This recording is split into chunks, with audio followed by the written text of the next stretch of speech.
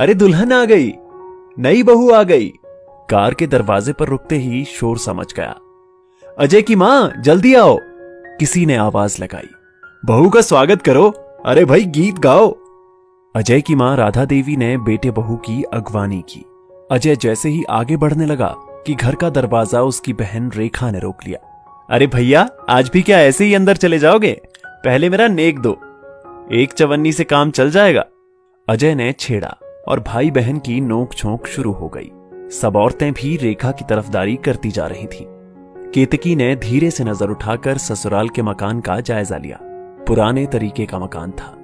केतकी ने देखा ऊपर की मंजिल पर कोने में खड़ी एक औरत और उसके साथ खड़े दो बच्चे हसरत भरी निगाह से उसको ही देख रहे थे। आंख मिलते ही बड़ा लड़का मुस्कुरा दिया। वो औरत भी जैसे कुछ कहना चाह रही थी, लेकिन जबरन अपने आप को रोक रखा था। तभी छोटी बच्ची ने कुछ कहा कि वो अपने दोनों बच्चों को लेकर अंदर चली गई। और तभी रेखा ने कहा, अरे भाभी अंदर चलो, भैया को जितनी जल्दी लग रही है आप उतनी ही देर लगा रही हैं। केतकी अजय के पीछे पीछे घर में प्रवेश कर गई। करीब 15 दिन बीत गए। केतकी ने आते जाते कई बार उस औरत को देखा जो देखते ही मुस्कुरा देती, पर बात नहीं करती थी। कभी केतकी बात करने की कोशिश करती तो वो जल्दी जल्दी हाँ ना में जवाब देकर या फिर हंसकर टाल जाती। केतकी की समझ में नहीं आता कि आखिर माजरा क्या है, लेकिन धीरे धीरे टुकड़ों टुकड़ों में उसे जानकारी मिली कि वो औरत उसके पति अजय की चाची है, लेकिन जायदाद के झगड़े को लेकर उनमें अब कोई संबंध नहीं है। जायदाद का बंटवारा देखकर केतकी को लगा कि उसके ससुर के हिस्से में एक कमरा ज्यादा ही है। फिर क्या चाची जी इस कारण से शादी में शामिल नहीं हुई, या फिर उसके ससुर ने ही उनको शादी में निमंत्रण नहीं दिया? पता नहीं कौन कितना गलत है, उसने सोचा। एक दिन केतकी जब अपनी सास राधा के पास फुर्सत में बैठी थी तो उन्होंने पुरानी बातें बताते हुए कहा, तुम्हें पता है मैं इसी तरह चाव से एक दिन कमला को अपनी देवरानी नहीं बहू बनाकर लाई थी। मेरी सास तो बिस्तर से उठ ही नहीं सकती थी। वे तो जैसे अपने छोटे बेटे की शादी देखने के लिए ही जिंदा थी। शादी के बाद सिर्फ 1 माह ही तो निकाल पाई। मैंने सास की तरह ही इसकी देखभाल की, और देखा जाए तो देवर प्रकाश को मैंने अपने बेटे की तरह ही पाला है। तुम्हारे पति अजय और प्रकाश में सिर्फ 7 साल का अंतर है। उसकी पढ़ाई लिखाई, काम धंधा, शादी ब्याह सब कुछ मेरे प्रयासों से ही तो हुआ, फिर बेटे जैसा ही तो हुआ। राधा ने केतकी की ओर समर्थन की आशा में देखते हुए कहा। हाँ बिल्कुल, केतकी ने आगे उत्सुकता दिखाई। वैसे शुरू में तो कमला ने भी मुझे सास के बराबर आदर सम्मान दिया, और प्रकाश ने तो कभी मुझे किसी बात का पलट कर जवाब नहीं दिया। वे जैसे अतीत को अपनी आंखों के सामने देखने लगी। लेकिन बुरा हो इन मोहल्ले वासियों का, किसी का बनता घर किसी से देखा नहीं जाता ना। और ये नादान कमला भी उन्हीं की बातों में आकर बंटवारे की मांग कर बैठी। राधा ने मुंह बनाते हुए कहा, क्या बात हुई थी? केतकी अपनी उत्सुकता दबा ना पाई। इसकी शादी के 3 साल तक तो सब कुछ ठीक ठाक चलता रहा, लेकिन पता नहीं लोगों ने इसके मन में क्या क्या भर दिया कि धीरे धीरे इसने घर के कामकाज से हाथ खींचना शुरू कर दिया। हर बात में हमारी उपेक्षा करने लगी। फिर एक दिन प्रकाश ने तुम्हारे ससुर से कहा, भैया मैं सोचता हूं कि अब माँ और पिताजी तो रहे नहीं, हमें मकान का बंटवारा कर लेना चाहिए, जिससे हम अपनी जरूरत के मुताबिक रद्दोबदल करवाना चाहें तो करवाकर अपने तरीके से रह सकें। ये आज तुझे क्या सूझी? तुझे कोई कमी है क्या? प्रकाश को ऊपर से नीचे देखते हुए तुम्हारे ससुर ने कहा। नहीं ये बात नहीं है, लेकिन बंटवारा आज नहीं तो कल तो होगा ही, होता आया है। अभी कर लेंगे तो आप भी निश्चिंत होकर अजय विजय के लिए कमरे तैयार करवा पाएंगे। मैं अपना गोदाम और दफ्तर यहीं बनवाना चाहता हूँ, इसलिए यदि ढंग से हिस्सा हो जाए तो। अच्छा, शायद तू अजय और विजय को अपने से अलग मानता है, लेकिन मैं तो नहीं मानता। मैं तो तुम तीनों का बराबर बंटवारा करूंगा, और वो भी अभी नहीं। ये आप अन्याय कर रहे हैं भैया। प्रकाश की आंखें भर आई और वो वहां से चला गया। बाद में काफी देर तक उनके कमरे से जोर जोर से बहस की आवाजें आती रहीं। खैर कुछ दिन बीते और फिर से वही बात। अब बात बात में कमला कुछ भी कह देती, कामकाज में भी बराबरी करती। घर में तनाव रहने लगा। बात मर्दों की बैठक से निकलकर औरतों में आ गई। घर में चैन से खाना पीना मुश्किल होने लगा तो मोहल्ले और रिश्ते के 5 बुजुर्गों को बिठा के हमने फैसला करवाने की सोची। प्रकाश कहता है कि मुझे आधा हिस्सा दे दो। हम कहते थे कि हमने तुम्हें बेटे की तरह पाला है, तुम्हारी पढ़ाई लिखाई शादी ब्याह सभी हमने किया है, हम 3 हिस्से करेंगे। लेकिन जब बंटवारा हो गया तो अब इस तरह से संबंध ना रखने का क्या तुक है? केतकी ने पूछ ही लिया। रोज रोज की किटकिट से मन खट्टा हो गया हमारा। इसलिए जब बंटवारा हो गया तो हमने तय कर लिया कि उनसे किसी तरह का संबंध नहीं रखेंगे। राधा ने बात साफ करते हुए कहा। लेकिन शादी ब्याह जन्म मृत्यु में आना जाना भी? अब ये तो उनकी मर्जी। अच्छा बताओ, तुम्हारी शादी में कामकाज के बाबत पूछना, शामिल होना क्या उनका कर्तव्य नहीं था? लेकिन प्रकाश तो शादी के 3 दिन पहले अपने धंधे के सिलसिले में बाहर चला गया, जैसे उसके बिना काम चलेगा ही नहीं। राधा ने अपने मन की भड़ास निकाली। आपने उनसे आने को तो कहा होगा ना? अच्छा, राधा ने मुंह बिचकाया।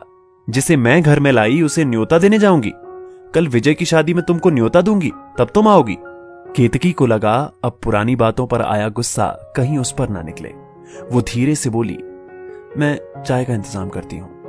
केतकी सोचने लगी कि कभी चाची से बात करके ही वास्तविक बात पता चलेगी। उसने चाची और उनके बच्चों से संपर्क बढ़ाना शुरू किया। जब भी उनको देखती 1-2 मिनट बात कर लेती। एक दिन तो कमला ने कहा भी, तुम हमसे बात करती हो, भैया भाभी कहीं नाराज हो गए तो? आप भी कैसी बात करती हैं, वे भला क्यों नाराज होंगे? केतकी ने हंसते हुए कहा। अब केतकी ने दृढ़ निश्चय कर लिया कि एक दूसरे के मन पर जमा मैल हटाना है। इसलिए एक दिन सास से बोली, चाची जी कह रही थी आप कढ़ी बहुत बढ़िया बनाती हैं, कभी मुझे भी खिलाइए ना। इसी तरह केतकी कमला से बात करती तो कहती, माँ जी कह रही थी कि आप भरवा बैंगन बहुत बढ़िया बनाती हैं। कहने की जरूरत नहीं कि ये बातें वो किसी और के मुंह से सुनती, पर सास को कहती तो चाची का नाम बताती, और चाची से कहती तो सास का नाम बताती। वो जानती थी कि अपनी प्रशंसा किसे अच्छी नहीं लगती, फिर अगर वो अपने दुश्मन के मुंह से हो तो दुश्मनी भी कम हो जाती है। इस तरह की बातों के जरिए केतकी एक दूसरे के मन में बैठी गलतफहमी और वैमनस्य को दूर करने लगी। एक दिन तो उसको लगा कि उसने गढ़ जीत लिया।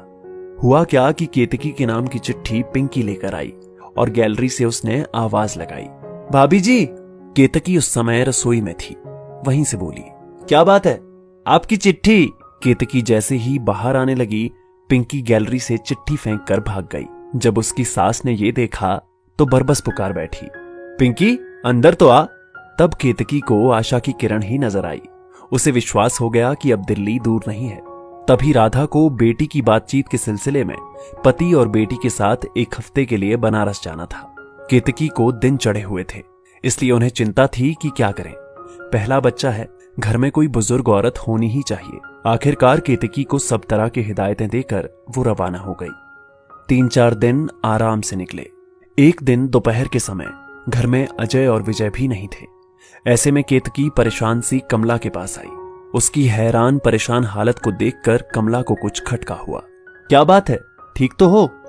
पता नहीं, बड़ी बेचैनी हो रही है, सिर घूम रहा है। बड़ी मुश्किल से केतकी बोली, लेट जाओ तुरंत, बिल्कुल आराम से। कहती हुई कमला नीचे पति को बुलाने चली गई। कमला और प्रकाश उसे अस्पताल ले गए और भर्ती करा दिया। फिर अजय के दफ्तर फोन किया। अजय ने आते ही पूछा, क्या बात है? वो बदहवास सा हो रहा था, शायद चिंता से रक्तचाप बहुत बढ़ गया है। कमला ने जवाब दिया, मैं इसके पीहर से किसी को बुला लेता हूं, आपको बहुत तकलीफ होगी।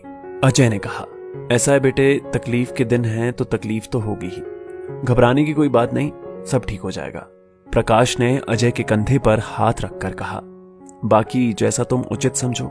वैसे डॉक्टर ने क्या कहा है? अजय ने चाचा से पूछा। रक्तचाप सामान्य हो रहा है, कोई विशेष बात नहीं है। केतकी को 2 दिन अस्पताल में रहना पड़ा, फिर छुट्टी मिल गई, पर डॉक्टर ने आराम करने की सख्त हिदायत दे दी। घर आने पर सारा काम कमला ने संभाल लिया। केतकी इस बीच कमला का व्यवहार देखकर सोच रही थी कि गलती कहां है। कमला कभी भी उसके सास ससुर के लिए कोई टिप्पणी नहीं करती थी, लेकिन एक दिन केतकी ने बातों बातों में कमला को उकसा ही दिया।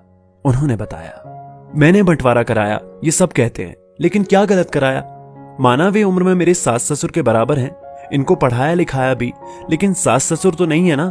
यदि ऐसा ही होता तो क्या तुम्हारी शादी में हम इतने बेगाने समझे जाते? फिर यदि मैं लड़ाकी ही होती तो क्या बंटवारे के समय लड़ती नहीं? सब यही कहते हैं कि मैंने तनाव पैदा किया, पर मैंने ये तो नहीं कहा कि संबंध ही तोड़ दो, एक दूसरे के दुश्मन ही बन जाओ। अपने अपने परिवार में हम आराम से रहें, एक दूसरे के काम आए। लेकिन भैया भाभी तो उस दिन के बाद आज तक हमसे क्या, इन बच्चों से भी नहीं बोले। यदि वे किसी बात पर अजय से नाराज हो जाएं, तो क्या विजय की शादी में तुम्हें नहीं बुलाएंगे? ऐसे बेगानों जैसा व्यवहार करेंगे क्या? बस यही फर्क होता है और होता आया है। उसके लिए मैं किसी को दोष नहीं देती। खैर छोड़ो इस बात को। जो होना था वो हो गया। बस मैं तो यही चाहती हूं कि दोनों परिवारों में सदा मधुर संबंध बने रहें। मां जी भी यही कहती हैं, केतकी ने अपनेपन से कहा। सच? कमला ने आश्चर्य प्रकट किया। हाँ, फिर वे हमसे बेगानों जैसा व्यवहार क्यों करती हैं? वे बड़ी हैं ना, अपना बड़प्पन बनाए रखना चाहती हैं। आप जानती ही हैं, वे उस दौर की हैं कि टूट जाएंगी पर झुक नहीं सकती। केतकी की बात सुनकर कमला कुछ सोचने लगी। शाम तक राधा, रेखा और दुर्गाचरण आ गए। आकर जब देखा कि केतकी बिस्तर पर पड़ी है तो राधा के हाथ पांव फूल गए। राधा ने सहमे स्वर में पूछा, क्या हो गया? कुछ नहीं, अब तो बिल्कुल ठीक हूं, पर चाची जी मुझे उठने ही नहीं देती। केतकी ने कहा, ठीक है, तुम आराम करो, अब मैं सब कर लूंगी। राधा ने केतकी की बात अनसुनी करते हुए अपने सफर की बातें बतानी शुरू कर दी। तभी कमला ने कहा, आप थक कर आए हैं, शाम का खाना मैं ही बना दूंगी। रोज कौन खाना बनाती थी? राधा ने जानना चाहा। चाची जी ने ही सब संभाल रखा था अभी तक तो, अजय ने बताया। अस्पताल में भी ये ही रहीं, 1 मिनट भी भाभी जी को अकेले नहीं छोड़ा। विजय ने बात आगे बढ़ाई। तो फिर अब क्या पूछ रही हो? दुर्गाचरण ने राधा की ओर सहमति की मुद्रा से देखते हुए कहा। हाँ और क्या, हम क्या पराये हैं जो अब हमको खाना नहीं खिलाओगी? राधा ने कमला की ओर देखकर कहा। जी अच्छा। कमला जाने लगी। दुर्गाचरण और राधा ने एक दूसरे की ओर देखा। फिर दुर्गाचरण ने कहा, अपना आखिर अपना ही होता है, हम ये बात भूल गए थे।